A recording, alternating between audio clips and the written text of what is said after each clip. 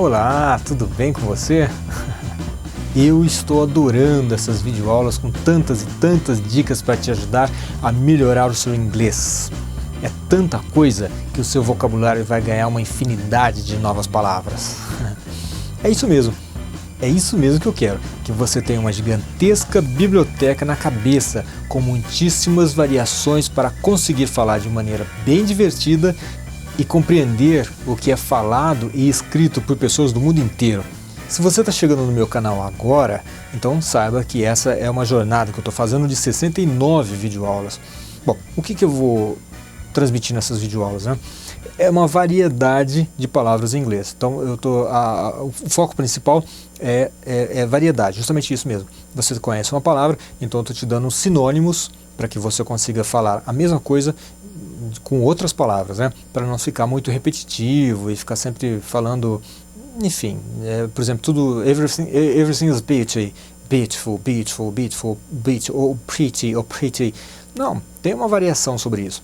Aprenda a falar outras palavras, gorgeous, por exemplo, outras palavras que têm a mesma ideia, o mesmo significado, mas enfim, são outras palavras. A ideia é bem essa. E assim você consegue diversificar e ter uma fala mais agradável, mais dinâmica, mais cheia de energia, talvez até mais engraçada.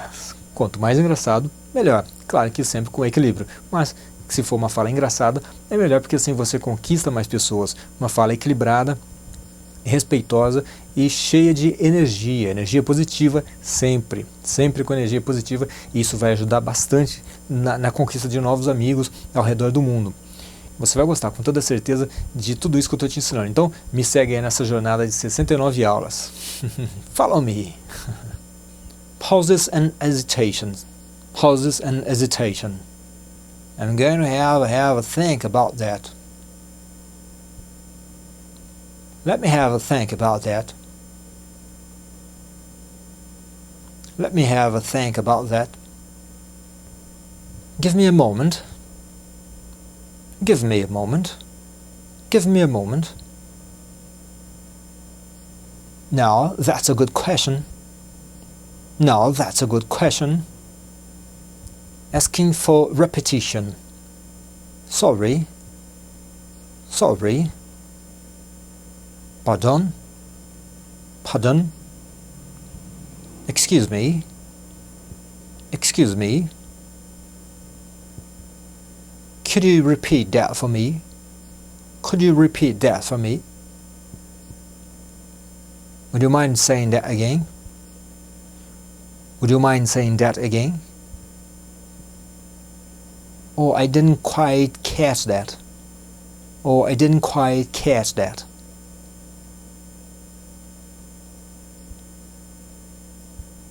How to say I don't know. How to say I don't know. Or I'm not really sure. Or I'm not really sure. I don't have a clue. I don't have a clue. I have no idea, sorry. I have no idea, sorry. Bem, eu resolvi fazer um adendo a essa aula para complementá-la. Tudo já estava pronto, a aula já estava gravada, mas eu decidi ampliar as explicações. No entanto, eu não vou aparecer dessa vez. Eu vou apenas mostrar os textos em inglês e em português. A fala será sempre em inglês. Eu quero sempre te trazer mais e mais conteúdo de qualidade. Let's talk about the differences between excuse me and sorry. These two are rather confusing sometimes to some of my students at least. That's why I've decided to clear these things out today. And let's talk about them briefly. First of all, to sum up, I would like to say that excuse me is usually used before you do something slightly embarrassing or rude. So, before there is some embarrassment involved, before you've done some inconvenience. And sorry is used after you've done something wrong or somebody has got hurt. Excuse me is before something bad happens, and sorry is used after something bad happens. Let's take a look at an example. Excuse me, could I get past? Oh, I'm sorry. Have I stepped on your foot? In one case, you want to get past. Before you do it, you say, excuse me. And in the second case, you've had already done something wrong. You have stepped on somebody's foot. So you say, I'm sorry, have I stepped on your foot? By the way, pardon or pardon me is sometimes used instead of excuse me. Now, let's take a look at these two guys closely.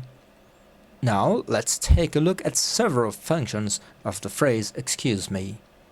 Firstly, you can politely get somebody's attention.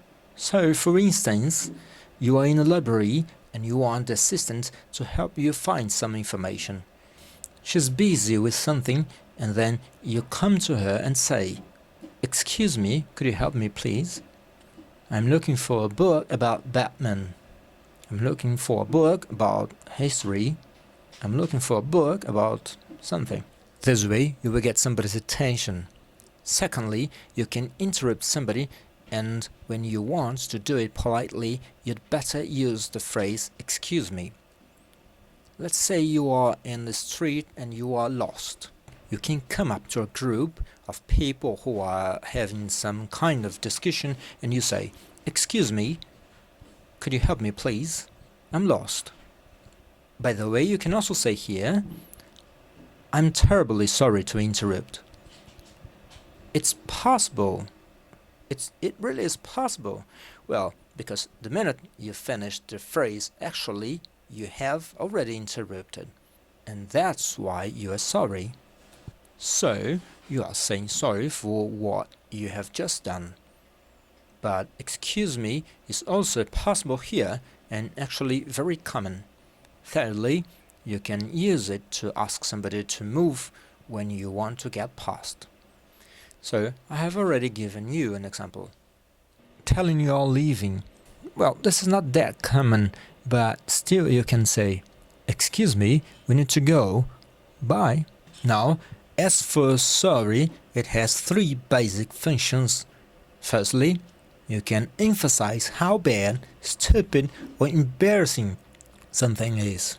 Sorry, your dress is ruined. This is all my fault. Feeling sadness or sympathy. It can be connected with the first one actually. I'm sorry you've lost your friend. We actually haven't lost him. He has just moved to another country. You can still communicate. Thirdly, when you are disappointed about something, wishing you can change it. I'm sorry, I spent all my money on shopping. I wish I could get it back. Now, as for pardon me, it's a formal way of saying excuse me and sometimes I'm sorry. When you do not hear or understand what somebody says to you, you say, sorry, what? Pardon me. But if you use excuse me here, it can mean a different thing. When you actually understand and hear but you do not like what you hear, you say, excuse me, give an emphasis, make a face. What have you just said? Are you crazy? You are in trouble. You are in trouble. When you do not like what somebody has just said, excuse me is your option. I'm sorry to be the one to bring it to you, but your car has been stolen. Sorry sometimes is used when you have said something incorrect and then you want to correct yourself. Turn left. Oh, sorry. No, right. Turn right. Sorry is used to refuse an offer. For example, are you coming? Sorry, no. I've been terribly busy and I need to rush to the doctor now. It's also used to disagree with someone. For example, I'm sorry, but I find it really hard to believe. Sometimes these expressions can be really confusing. But I want you to understand the differences between excuse and sorry clearly. The basic difference is connected with time. Bem, me desculpa, mas preciso encerrar por hoje. Você se importa de esperar até amanhã para continuarmos? E enquanto você espera, sem desculpa alguma, mas com muita energia positiva, assine o meu canal no YouTube, clique no sininho e deixe seus comentários. A sua reação é muito importante para mim, assim eu posso me orientar melhor e te dar melhores resultados também. Curta, compartilhe e comente a minha página no Facebook. A minha página no Facebook se chama Aprenda Inglês com Braga. E assim eu vou me sentir mais e mais motivado a cada dia a te trazer mais e mais conteúdos de qualidade. Muito obrigado por me dar a sua atenção. Eu valorizo muito cada minuto da sua atenção, porque eu tenho certeza que se você está dedicando um momento para me ouvir, esse seu momento é muito valioso. Então eu preciso te trazer coisas muito valiosas para que você aprenda e use isso no seu dia a dia. Divirta-se muito e aprenda muito inglês. Follow me!